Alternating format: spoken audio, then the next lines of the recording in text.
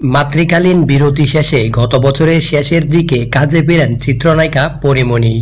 তখন সিনেমার পাশাপাশি ব্যস্ত হয়ে পড়েন ওটিটিতে কাজ করেন রঙ্গিলা কবিতা নামে একটি সিরিজের। অবশেষে সেই কাজটি আসতে চলেছে। কিঙ্কর আহসানের উপন্যাস রঙ্গিলা কবিতা এর ছায়া অবলম্বনে 7 পর্বের সিরিজটি নির্মাণ করেছেন নির্মাতা অনম বিশ্বাস।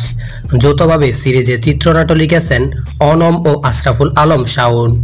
জানা গেছে আসছে অক্টোবরে স্ট্রিমিং হতে যাচ্ছে পরীমণি অভিনীত এই ওটিটি কন্টেন্ট।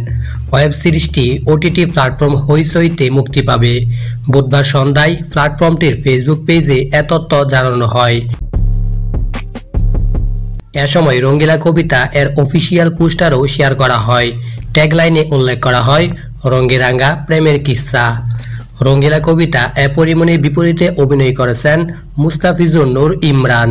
বিভিন্ন চরিত্রে আরও আছেন শ্যামল মাওলা, ফজলুর রহমান বাবু, জিয়াউল হক পলাশ সহ আর অনেকেই।